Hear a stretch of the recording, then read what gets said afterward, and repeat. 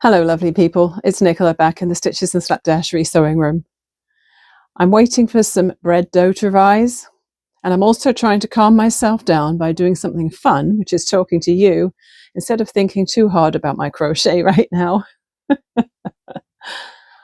Yeah, I had a little issue with the crochet socks. I'll show you that in a second. It's Sunday. It's been a good weekend. We did a lot of errands yesterday. It's never my preference to do all of the grocery shopping in one day, but it just felt like we wanted to get it done. So we did the superstore shopping in the morning, plus the library and the fruit and veg market, and I don't know what else, but that was the morning. We came home, had a quick bite to eat, and then we went out in the afternoon. I had to pick something up at Michael's, fill up the car with gas at the Costco gas bar, and then we had to brave Costco. Yes, we should have a medal. We hit Costco on a Thanksgiving weekend Saturday. Oh my God, it was a nightmare. I said to Mr. Stitches on the way, I always dread going to Costco, but it's usually fine and actually quite enjoy it when I'm in there. Not yesterday. I had to eat my words because it got to the point where I was getting so frustrated with trying to work my way through the crowds and get what I needed that I almost felt tearful by the end of it. The cart was totally loaded up and, it was all stuff we needed. I think the only impulse buy was 3 toilet seats to replace the ones in the bathrooms when they decide to break because they were $20 each. Yeah. Oh gosh, it was horrible. So yeah, I'm gonna stick to my mixed feelings about Costco thing now because obviously it depends when you go.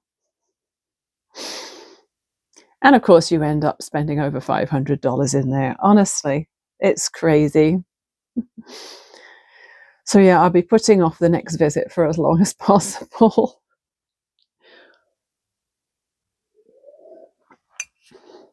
Let's talk about the crochet, shall we?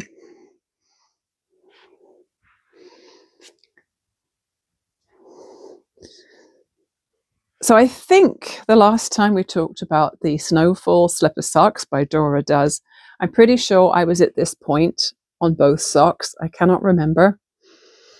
So I had finished, I guess it should be that way because that's the cuff, and this is the first round of snowballs, and I had completed 3 more rounds after the snowballs, and I had done that on both socks.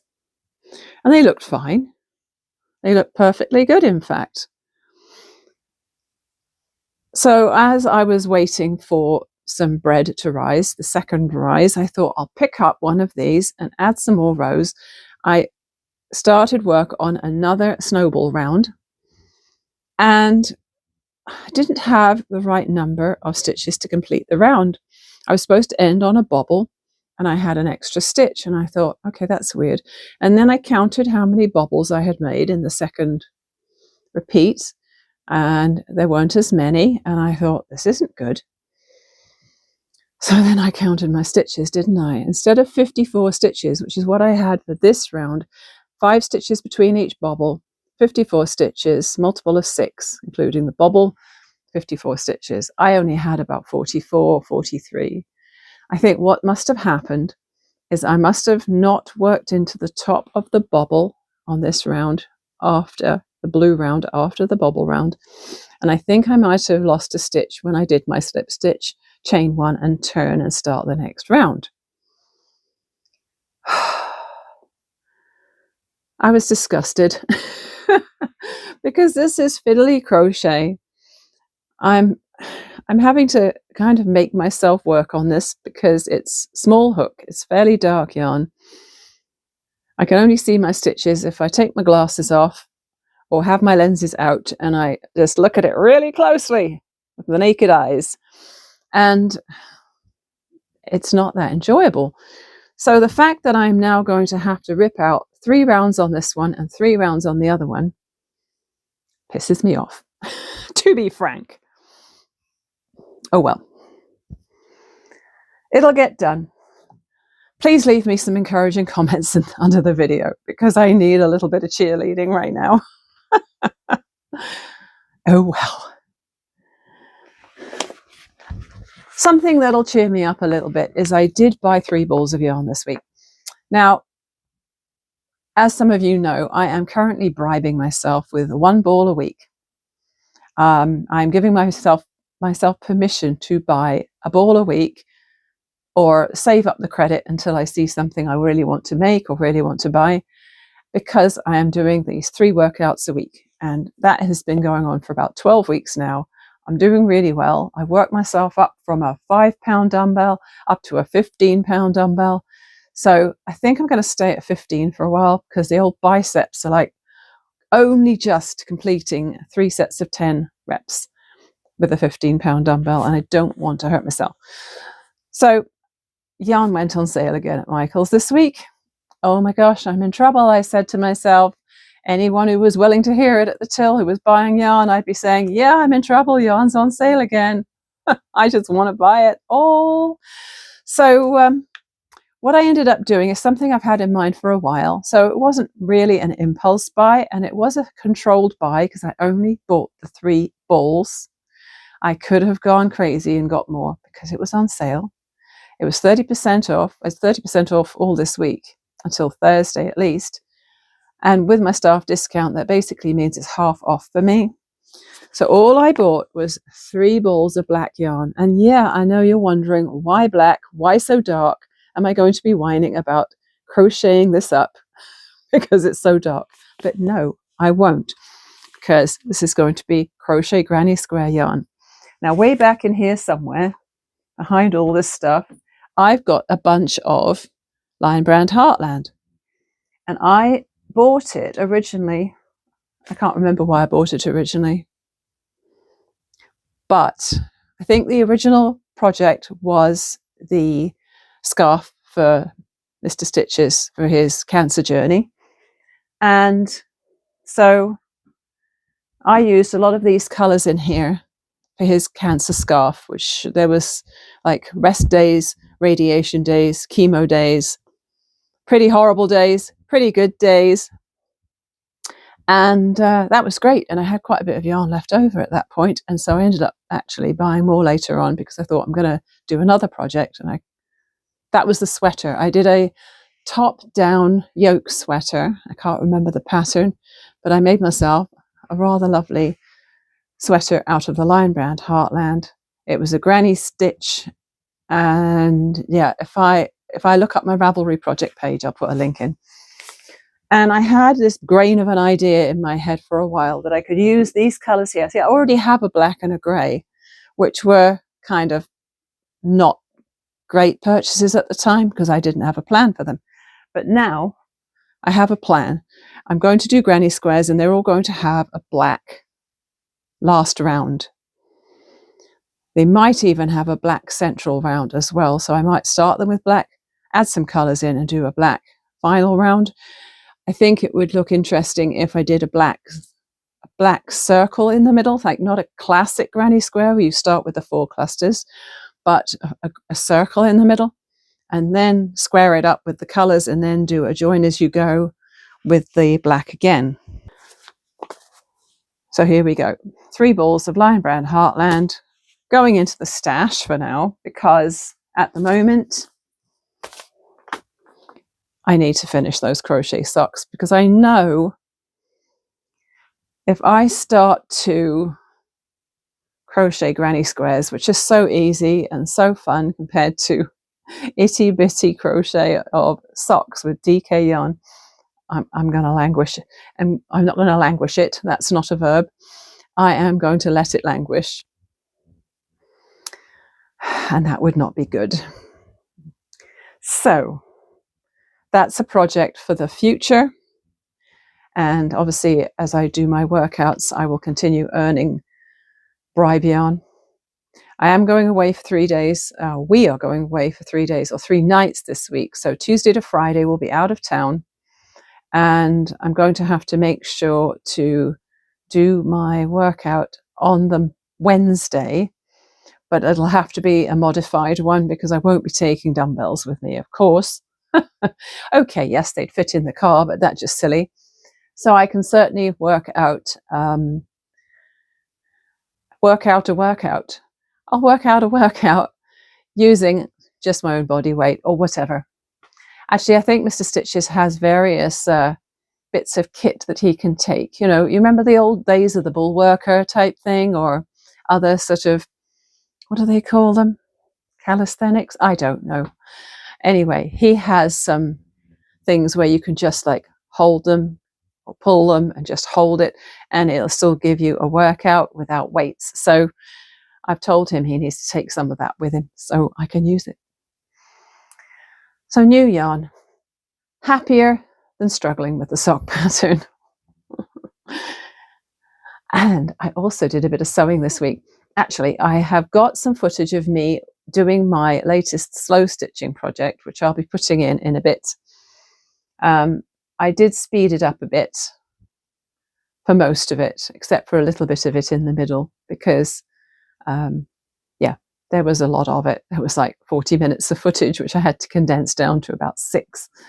Because yeah, otherwise it's too long and you guys would be falling asleep or fast forwarding. I know what I'm like with fast forwarding videos when they're on YouTube, right? And you're like, okay, just get to the next part. Okay, I know what you were going to do. You're doing. Just get to the next part. But hey, that's what the remote control is for, I guess. So I'm very much loving my fall tree that was inspired by Lindsay from It's a Lovely Day for on Instagram. And I left a comment on one of her more recent Instagram reels and said, I'm so inspired by your fall tree. I've started one for myself. And I will definitely be posting a picture of it at some point and tagging her on Instagram so she gets to see it. I'm hoping she's going to show it off again soon because I'd love to see her progress on it. So what else? Sewing, yes. I have a co-worker who is expecting a baby in January, and I've just remembered that the blanket I'm going to give her is in the dryer. Let me just go grab it. 1 second. Okay, I'm not sure if it's completely dry, but this is a laundry bag that I made myself out of this mesh fabric a really long time ago, and it's huge, and I put the zipper in the center for some reason. I'm not sure why. Anyway, let's grab this out of here. Is it dry? Not bad. Okay, so this was a blanket I made from DK Stash Yarn, and it's a combination of a number of things. It's probably some Stylecraft special in there, maybe some Lion Brand mandala.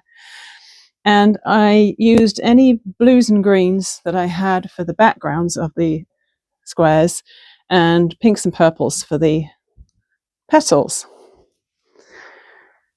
And the pattern, which you'll probably recognize, is the Charity Daisy Square. I can't remember who the designer was. I'll link it underneath the video. She released this daisy pattern a long time ago, and it was called the Charity Daisy Square, because the point of it was that she was offering it for free, but she was asking for a donation, and I can't remember the charity either, I'm afraid. But people then started taking it and abusing the generosity of the designer and publishing their own patterns for it, which was kind of a shame. Actually, I don't think it was free. I think it was a paid pattern. I think I might have paid for it. Yeah, I think it was only maybe a couple of dollars. I can't remember now. And it's still out there. I think it was withdrawn for a while and then she brought it back out again.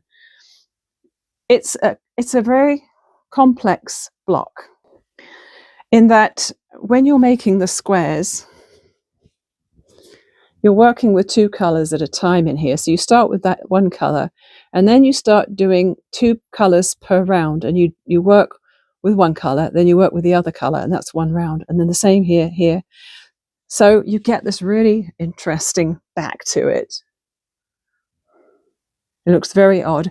And each time I've revisited this square after a break, I've always messed up the first one, because I have to remind myself to leave the live loop of the yarn from the first pass around in the right place for the second time you pick it up, and then the third time you pick it up. Your live loop has to be at the front of the work, and you have to make sure you work around it the right way. It all comes clear if you've done it. And it's a beautiful block, it really is. And obviously I was able to make, what is this, like 5 squares by 4. So I made 20 squares, joined them together, and it's been sitting there. I looked on my Ravelry project page, and I finished this in June last year. So it's been sitting in my sewing room for over a year, waiting for the perfect recipient. And now I have the perfect recipient. And you know, this is definitely a unisex blanket. It's got pinks and blues in it. Does anyone care about that these days? I don't care about that these days. But she's having a boy, I think. And that's fine. It's kind of mostly blue. If it was a girl, I'd be saying, well, the flowers are pink. So that's ready to go. And so to go with that, I really wanted to make something. So I had a little rummage around in my sewing room, and I thought, what can I make? And I found this massive piece of white flannelette.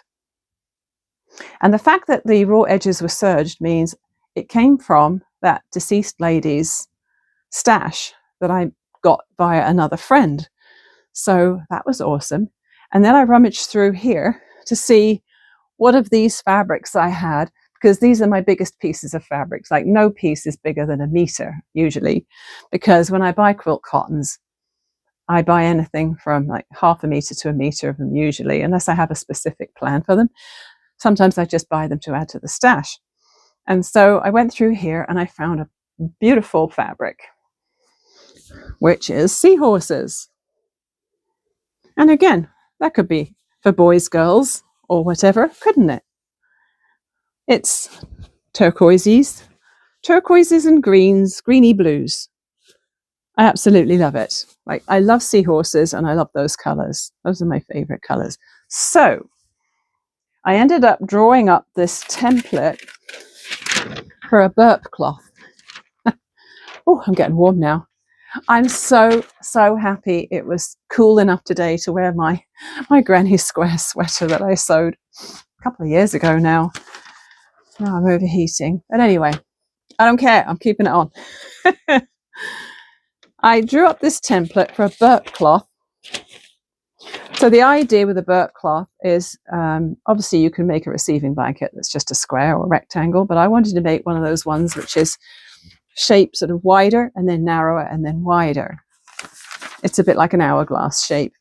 The point being that you can put the narrow part on your shoulder, then it has more protection at the back and front. If the baby decides to spit up all over you, hopefully it won't get on your clothes. I think I made this 12 inches, yeah. So I made this 12 inches for a half one. And then I think this was about 10 inches this way. And when I cut the piece out, I folded the flannelette, folded the quilt cotton, stacked them on top of each other, put this so that this straight part was on the fold, and just used a rotary cutter to cut around, but I added about 1/2 inch seam allowance. And then all that I needed to do after that was put the flannelette and the seahorse fabric right sides together, sew around almost all of it, leaving a gap for turning. And then I clipped into the curves in the middle and clipped a little bit around the curves at the ends, both ends. Turned it around, turned it out, ironed it, and then top stitched it. And that was it. I had a burp cloth. So easy. So this is how it looks. Now, I did make a little oopsie in that I probably could have cut it the other way with the print, going lengthwise rather than crosswise. But whatever. It works, right? So you can have this over your shoulder. I'm not sure if that's laying properly, but you can put the baby there and burp it, and hopefully you won't get messy. And I thought, I'm just going to make one. I'm not sure how well received this is going to be, and sometimes I tend to go overboard with giving gifts. I know I do. And I love giving gifts. I don't expect anything in return. I absolutely love giving people things and seeing their reaction when I give them to them. But I think sometimes I go overboard, and I'm sometimes maybe a little underwhelmed by their response. And I know I shouldn't expect anything particular response or any level of effusiveness, but I thought I will just keep it simple. I'll make one burp cloth. And then there was enough fabric between the cutout part of the burp cloth and the selvage to cut a couple of washcloths out. So little wipes for baby's face, hopefully not baby's bum. Hopefully they won't be using it for baby's bum, because that could get pretty stained, couldn't it? Let's face it. But I did pre-wash the flannelette and the cotton, so it's pre-shrunk, and any sizing is out of there.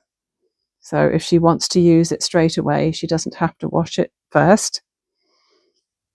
And yeah, I think that's really cute. So for a set, I think that's a good gift, along with the blanket. And that's that done. So all I have to do, I think I'm going to probably make some sort of little card to go with it and pack it in a gift bag. I'm not sure what the date of the shower is yet. We're going to be surprising her with it, because it has to be on a Sunday night at 7 o'clock, because that's the only time that everyone who works at Michael's isn't working, between 7 and 9 on a Sunday, because the shop closes early that night. And so that's when it'll be. I just don't know which weekend. And really, there's not a massive rush, because, as I say, she's not due till January anyway. Whew, that was that. So I think probably I'm at the point now where I've told you everything I can, and I have to get back up and get my walnut molasses buns out of the warm oven where they are doing their second rise. I'm going to brush them with some soy milk and throw them into bake, and I'll show you what the result was of that a bit later in this video. In the meantime, maybe enjoy me doing some slow stitching.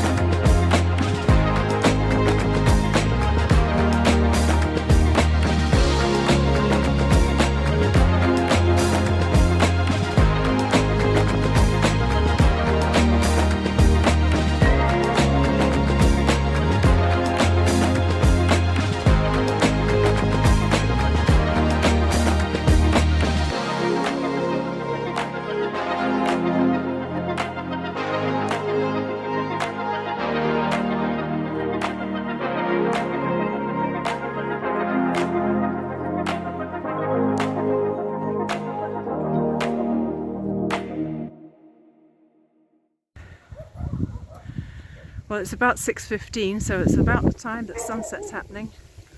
There goes the neighbour's dog.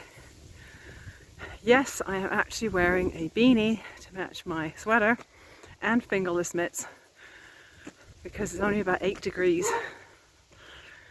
And when you get in the wind, it's pretty chilly. Thankfully, the walk is warming me up, so it's fine, but I can see it's almost coat weather already. Was hoping to get some footage of some lovely red and yellow and orange leaves, but we're not quite there. A little bit, but not much. So we're going to have to wait for some really good fall colour. The walnut soup buns were amazing, by the way. The bread was awesome because I wasn't rushing it, and it had 2 good rises. They were lovely texture, and yeah, slathered them with some vegan butter, and oh my gosh, they were brilliant.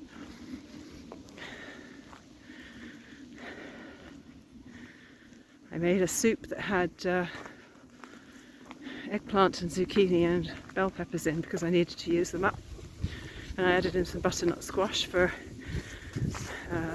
what do you call it, starchiness, make it a bit more filling.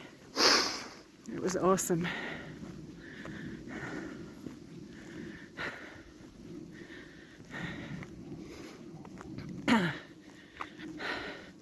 So I guess all that remains is to wish my Canadian friends happy Thanksgiving for Monday.